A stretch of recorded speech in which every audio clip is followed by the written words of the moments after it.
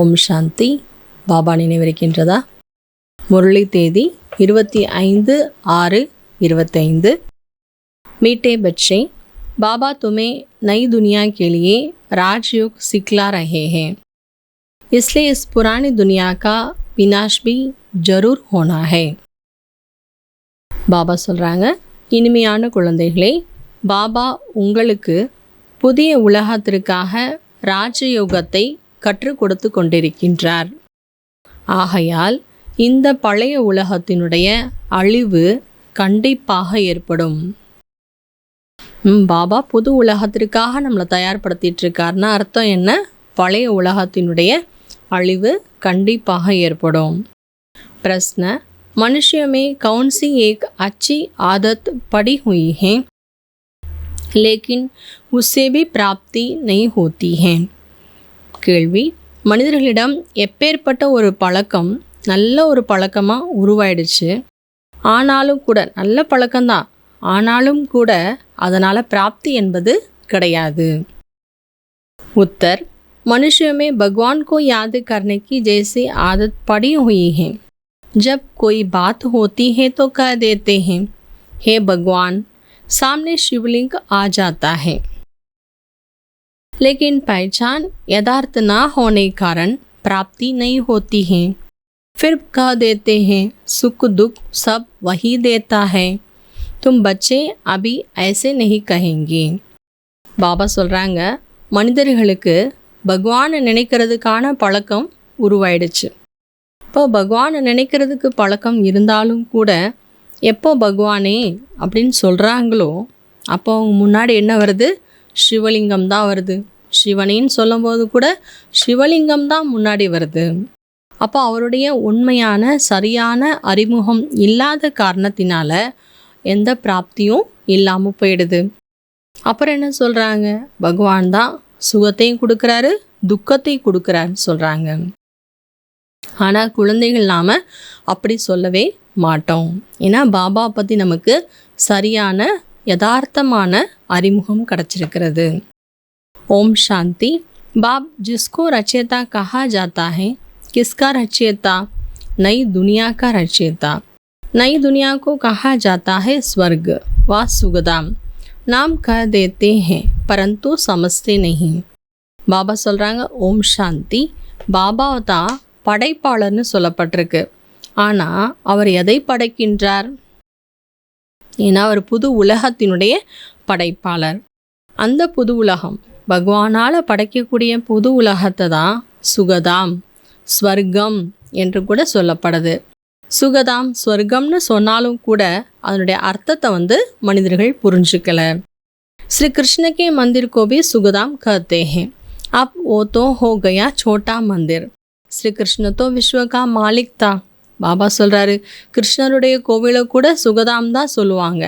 ஆனால் ஸ்வர்க்கத்துக்கு முன்னாடி இன்றைக்கி இருக்கக்கூடிய எந்த கிருஷ்ணருடைய கோவிலாக இருந்தாலும் கூட சின்னதாக ஆகிடுச்சு. ஏன்னா ஸ்ரீ கிருஷ்ணர் சுகதாமத்தினுடைய எஜமானனாக இருந்தார், விஸ்வத்தினுடைய எஜமானனாக இருந்தார். பேஹத் கி மாலிக்கோ ஜெய்சே ஹத்து கா மாலிக் பனா தேத்தே ஹே. பேர்பட்ட உலகம், புது உலகம், எல்லைக்கப்பாற்பட்ட ஒரு ஸ்வர்க்கம், அது சுகதாம். அந்த எல்லைக்கப்பாற்பட்ட எஜமானன், எல்லைக்கப்பாற்பட்ட உலகத்திற்கு எஜமானனாக இருந்த ஸ்ரீ கிருஷ்ணரை இந்த கோவிலில் தான் இருக்கிறாருன்னு சின்ன கோவிலாக நம்ம பார்த்துட்ருக்குறோம். அதாவது எல்லைக்குட்பட்டதாக ஆகிவிட்டது. अब तो बाबा से डायरेक्ट सुनते हैं। बाबा कोई शास्त्र नहीं बैठकर सुनाते हैं। जब तप करना, शास्त्र आदि पढ़ना, ये सब भक्ति हैं। अब भक्तों का भक्ति का फल चाहिए, क्योंकि मेहनत करते ही भगवान से मिलने के लिए। பாபாவிடமிருந்து நாம் இப்போது நேரடியாக இந்த ஞானத்தை கேட்டுட்ருக்குறோம். பாபா நமக்காக தினம்தோறும் ஞானத்தை சொல்லிகிட்ருக்கிறார். ஸ்வயம் ஞான கடல். மற்றபடி பாபா எந்த சாஸ்திரங்களையும் நமக்கு சொல்லலை. ஜபம், தபம், சாஸ்திரங்கள் படிக்கிறது எல்லாமே பக்தி மார்க்கம். இப்போது பக்தர்களுக்கு பக்தியினுடைய பலன் வேணும். ஏன்னா நிறைய பக்தியில் என்ன பண்ணிட்டோம்? பகவானை சந்திக்கணுங்கிறதுக்காக, பகவானை பார்க்கணுங்கிறதுக்காக நிறைய உழைப்புங்கிறது இருந்தது. ஆனால் ஞானத்தின் மூலமாகத்தான் சத்கதி கிடைக்கின்றது.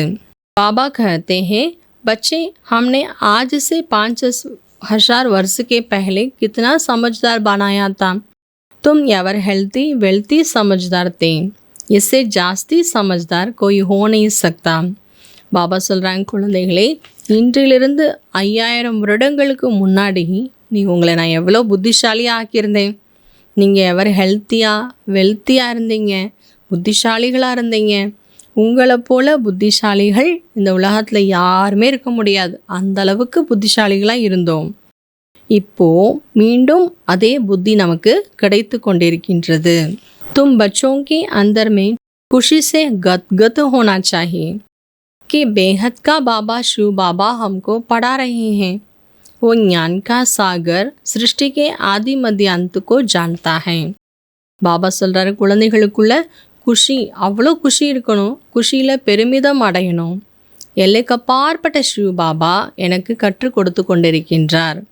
அவர் ஞான கடல், சிருஷ்டியினுடைய 3 காலத்தையும் தெரிந்தவராக இருக்கின்றார். அப்பேற்பட்ட பாபா எனக்காக வந்திருக்கின்றார் என்று குஷியில் மகிழ்ச்சியில் பெருமிதம் அடையணும். பாபா कहते हैं, बाबा हमने आपको अपना वारिस बनाया. बाबा बच्चों पर वारी जाते हैं. बच्चे फिर कहते हैं कि भगवान जब आएंगे हम आप पर वारी जाएंगे, अर्थात बच्चा बनाएंगे. பாபாட்ட குழந்தைகள் சொல்கிறாங்களாம், பாபா நாங்கள் உங்களை எங்களுடைய வாரிசாக ஆக்கிட்டோம். இப்போது பாபா என்ன பண்ணுறாரு, குழந்தைகள்கிட்ட தன்னை அர்ப்பணம் செய்துடுறாரு. இப்போ குழந்தைகள் என்ன சொல்லியிருக்கிறோம், பாபா பகவானே எப்போ நீங்கள் இந்த சிருஷ்டிக்கு வர்றீங்களோ அப்போ நாங்கள் உங்ககிட்ட அர்ப்பணம் ஆயிடுவோம், உங்களை எங்களுடைய குழந்தையாக ஆக்கிடுவோம் என்று சொல்லியிருக்கிறோம். இப்போது பாபாவை நாம் வாரிசாக ஆக்கியிருக்கோம். பாபா குழந்தைகளை வாரிசாக ஆக்கியிருக்கிறாரு.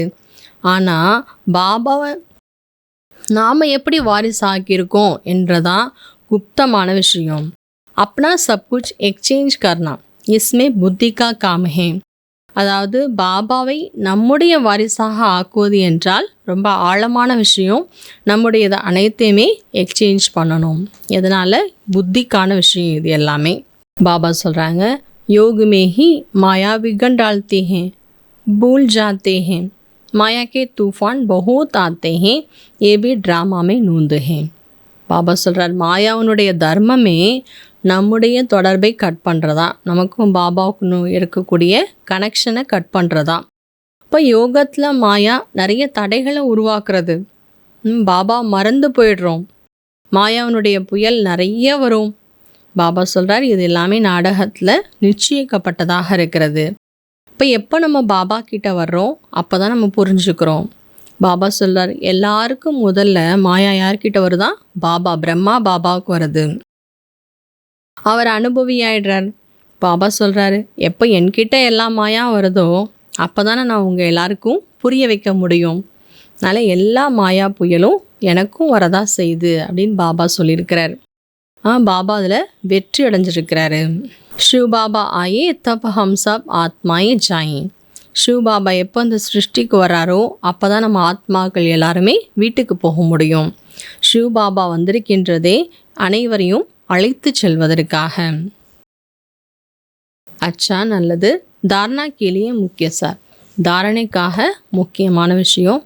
शिव बाबा को अपना वारिस बनाकर सब कुछ एक्सचेंज कर देना. वारिस बनाकर शरीर निर्वाह भी करना है. ट्रस्टी समझकर रहना. पैसा कोई भी पाप कर्म में नहीं लगाने हैं. शिव பாபாவை தன்னுடைய வாரிசாக ஆக்கி அனைத்தையும் எக்ஸ்சேஞ்ச் பண்ணிடணும். வாரிசாக ஆக்குவது என்றால் ஷரீரத்தையும் நிர்வாகம் செய்து கொள்ள வேண்டும். அதாவது ட்ரஸ்டி என்று புரிந்து கொண்டு நடக்க வேண்டும். அதுதான் பாபாவை வாரிசாக ஆக்கி எல்லாமே பாபாவுனுடையது, என்னுடையதுன்னு எதுவுமே கிடையாது. எல்லாத்தையும் நான் பாபா கிட்ட சமர்ப்பணம் பண்ணிட்டேன். நான் இந்த சரீரம் என்னெல்லாம் இருக்குதோ, குடும்பம், கடமைகள், பொறுப்புன்னு இருக்கோ எல்லாத்துக்கும் நான் ட்ரஸ்டி என்று புரிந்து கொள்வதுதான் பாபாவை வாரிசாக ஆக்குவது. பைசா மூலமாக பணத்தினால் எந்த பாவ செயலும் செய்ய வேண்டாம். பணத்தை பாவ செயலுக்கு ஈடுபடுத்தக்கூடாது.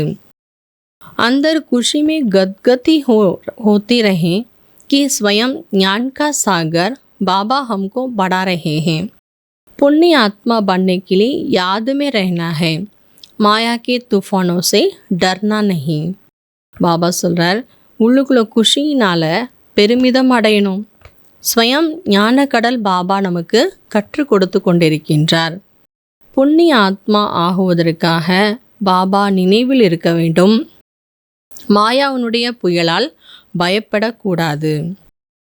वरदान सत्यता के आधार पर एक बाप को प्रत्यक्ष करने वाले निर्भय अथॉरिटी स्वरूप भव. சத்தியத்தாவினுடைய ஆதாரத்தினால் ஒரு பாபாவை பிரத்யக்ஷம் செய்யக்கூடிய பயமற்றவர் அத்தாரிட்டி ஸ்வரூபமானவர் ஆகுங்கள்.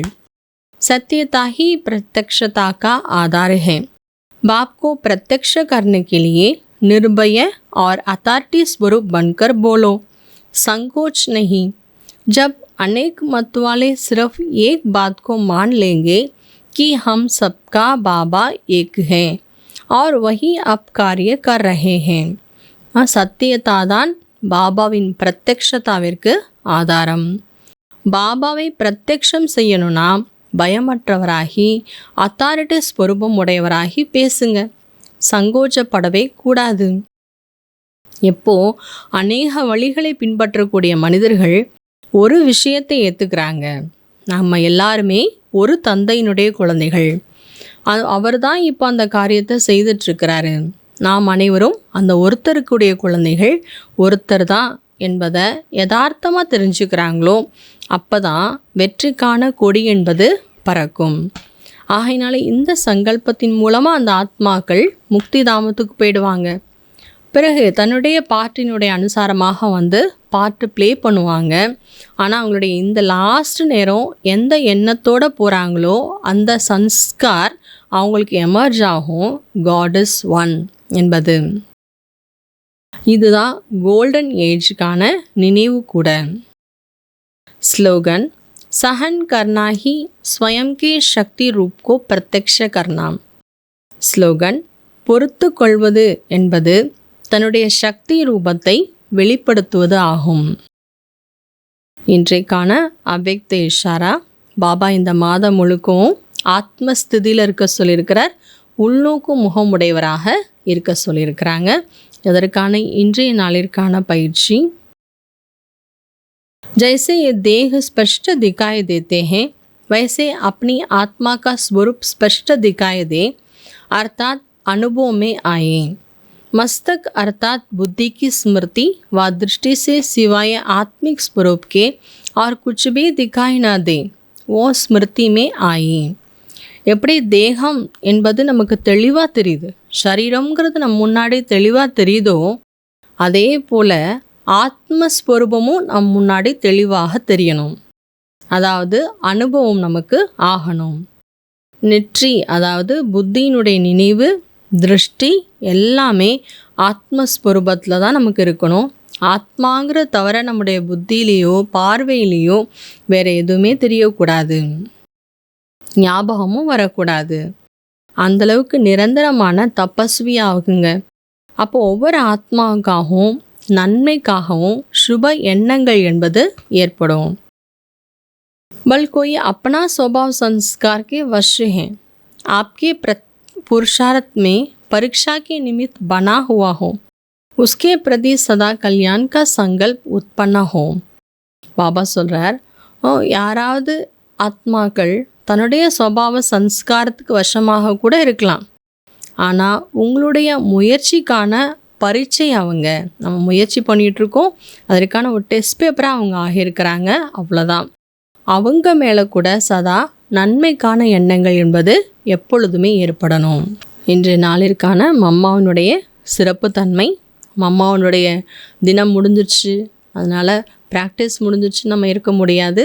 இந்த மாதம் முழுக்கும் மம்மாவினுடைய விசேஷ தன்மைகளை நமக்குள்ளே கடைபிடிக்கணும். இந்த மாதமே மம்மாவினுடைய மாதம்தான். मम्मा शुरू से ही बहुत होशियार, दिव्य बुद्धि के का गुण द्वारा स्मरण शक्ति से संपन्न है। मम्मा दिव्य புத்தி என்ற குணத்தின் மூலமாக நினைவு சக்தியில் நிறைந்தவராக இருந்தார்கள். மம்மா ஆரம்பத்திலிருந்தே ரொம்ப புத்திசாலியாக இருப்பாங்க மற்றும் தூராந்தேசினா தொலைநோக்கு பார்வை உடையவராக இருப்பாங்க. मम्मा की स्मरण शक्ति इतनी तेज थी, एक बार सुना और बुद्धि में छप गया. மம்மாவுடைய ஞாபக சக்தி அவ்வளோ தீவிரமாக ஷார்ப்பாக இருந்தது. ஒரு முறை கேட்டாங்கன்னா அவங்க புத்தியில் அப்படியே பிரிண்ட் ஆகிடும். बाबा की एक पॉइंट सुनी और वो अंदर छप गई. उसके 10 राह स्पष्ट करके सुनाती और सबको ज्ञान की गहराई में ले जाती. பாபாவுடைய ஒரு பாயிண்ட்டு கேட்டாங்களா அது தனக்குள்ளே அப்படி பிரிண்ட் பண்ணிக்குவாங்க. அதை வைத்து 10 ரகசியங்களை தெளிவுபடுத்தி மற்றவங்களுக்கு ஞானத்தினுடைய ஆழத்தில் கொண்டு போயிடுவாங்க. இப்போ எந்த மாதிரி மம்மா வீணான சிந்தனைகள்லேருந்து விடுபட்டு இருந்து பரமாத்மா சிந்தனை பண்ணாங்க. அதனால் அவங்களுடைய புத்தி திவ்யமாயிடுச்சு. வேஸ்ட் தாட்ஸ்லேருந்து விடுபட்டு பரமாத்மா சிந்தனை பண்ணனால அவங்களுடைய புத்தி தீவிரமாக இருந்தது, ஷார்ப்பாக இருந்தது. அதே போல் நாம் கூட திவ்ய புத்தியில் நிறைந்தவர் ஆகுவதற்கான முயற்சி செய்யணும். ஓம் சாந்தி.